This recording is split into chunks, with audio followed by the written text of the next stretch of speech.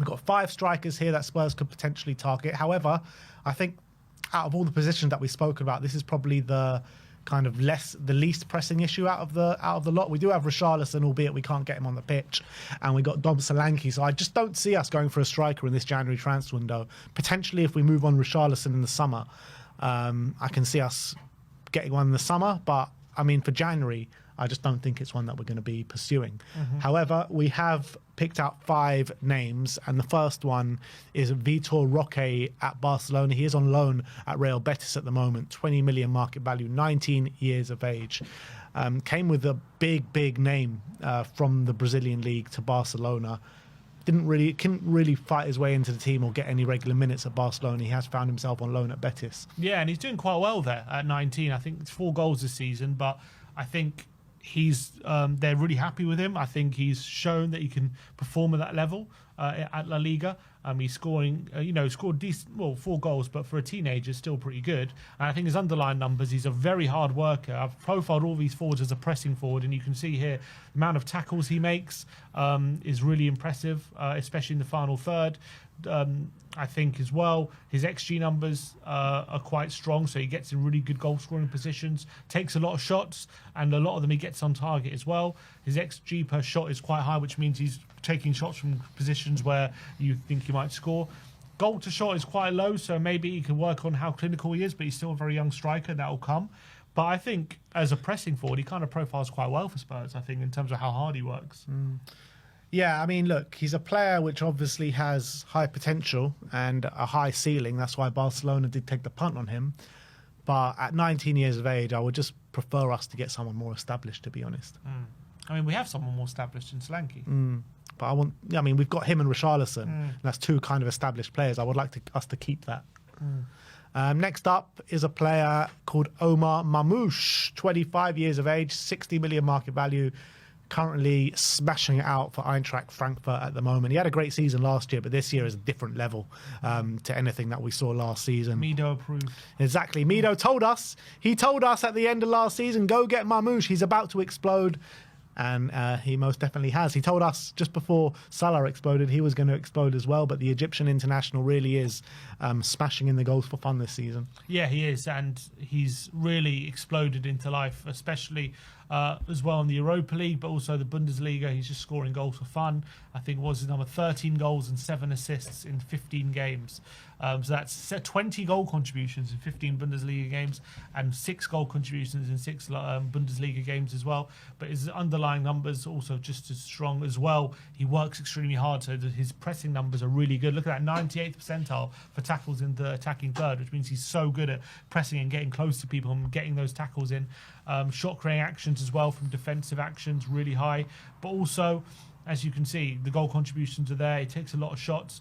And as you can see here, his XG per shot is really low, which means he's scoring goals from areas where you don't expect him to score from, yet his goal tally is really high. So his finishing is fantastic. Now, look, you can maybe argue, is it an unsustainable overperformance, or is this something that will carry on? But I think last season as well, he's not just a good goal scorer, but he's also a scorer of great goals and a real great finisher.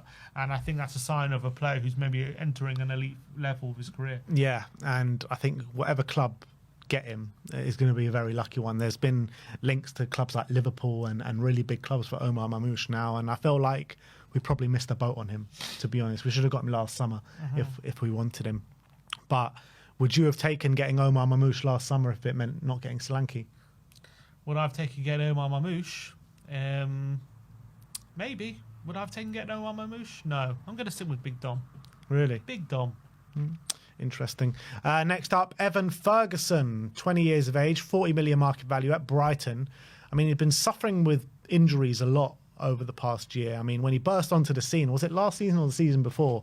You were thinking this guy is just hits the ground running at 18 years of age, and he looks like a Premier League ready player, but he just can't seem to get a look in at Brighton anymore with the likes of Danny Welbeck there and João Pedro and stuff. He's just not getting any regular game time. It has been said that he might be available on loan in this January transfer window with the likes of West Ham and other clubs interested. I don't know what's gone on with Evan Ferguson, but he just can't seem to recapture that form that he showed a couple of years ago. Yeah, I mean, he's just a young striker, I guess, and for one reason or another, he's struggling with the consistency. The underlying stats suggest he's quite good at when he takes a shot, getting them on target, and his goal-to-shot ratio is good, so he's quite clinical. But obviously, he's not taking enough shots. He's quite low in the shot tally, and also, he doesn't really create for his teammates defensively. Quite good at the tackles and interceptions, but tackles high in the attacking third, not particularly good. But he's not terrible as a defensive forward. But he doesn't get enough goal scoring positions. He doesn't take enough shots. I guess he's maybe way too easy to deal with, I guess, is the problem. But I guess he's a young striker. But I mean, at 18, when he got his first when he was going on that run that season, it looked like you were watching like a player in his mid-20s, didn't it? Because he's like so big, so physical, and like for an 18-year-old, you thought this guy is like going to be the next like Harry Kane or something like at that point. But hat-trick last year against Newcastle. Yeah, I mean, but that's Was that last year or this year? Last year, I think. And then he didn't play again pretty much for the rest of the season. Yeah. So, yeah, I don't know what it is about Evan Ferguson. Is it just because it's age and he's just trying to find himself, or is he stagnating? I don't know. Has he had any injuries or anything? I'm not really sure. He did have injuries, yeah. Yeah, so maybe that's probably hurt him, I would say. Would you like to see him at Spurs? I wouldn't mind taking a punt on him on a loan if we can't get anyone, but I don't think I'd sign him permanently for big money. I don't think I'd do that.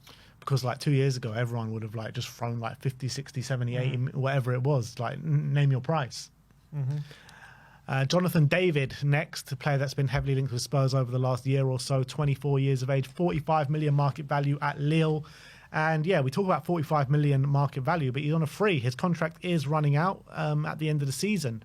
So he's a player who I had question marks over last summer when we were talking about signing him, because they were talking about signing him for quite a respectable fee. But I think his performances this season in the league and in the Champions League have really... Was it a Champions League or Europa League? I can't remember which Champions one. League. It is Champions League, yeah. Doing very well, yeah. I think has really made me kind of confirmed in my mind, like, if we can and have the opportunity to sign him for free, we probably should.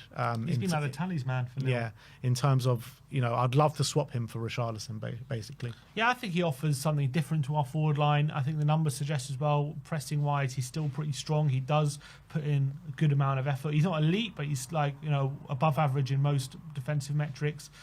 He's also, by these stats, he's suggesting he's very, very clinical. He doesn't take a lot of shots, but his goal to shot is very high, and obviously his non-penalty goals is one of the highest in Europe, 86th percentile. So suggests that he's actually a very clinical striker, which is something which has been, people have accused him of not being, which is clinical. Maybe he's added that to his game. You remember he's only 24, so he's still all 20. Maybe he's getting 25 now, but he's something that maybe he's learned or he's trained very hard at. He seems to be a lot more clinical now than he was. The only thing I would suggest, which is not great, is he doesn't seem to do much when it comes to assists or creating chances. Seems to be very much a goal scorer, and if he's not goal scoring, he's not going to be one that's going to create too many chances for his teammates. And he doesn't take that many 3 shots. assists in his last 4 games. So maybe that's something that's improving. But in terms of his overall numbers, they're not great from an assist point of view.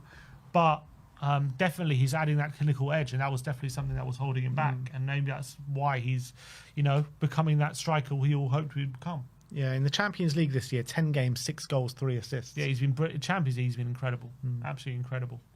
And then, last but not least, we're going to be looking at Wolves' Matheus Cunha, 25 years of age, 50 million market value, and I don't think he's going to be at Wolves for much longer.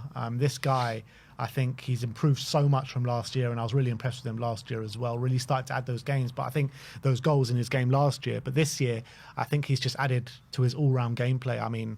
He blew me away in the first half at Tottenham as well. I thought he just ran rings around us. And he's a player that can play up front. He can play on the wing, versatile in that sense.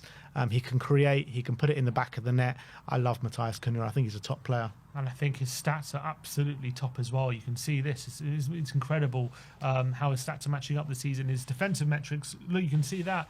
He profiles incredibly well as a pressing forward. So look, he's in the 99th percentile in a lot of these stats defensively.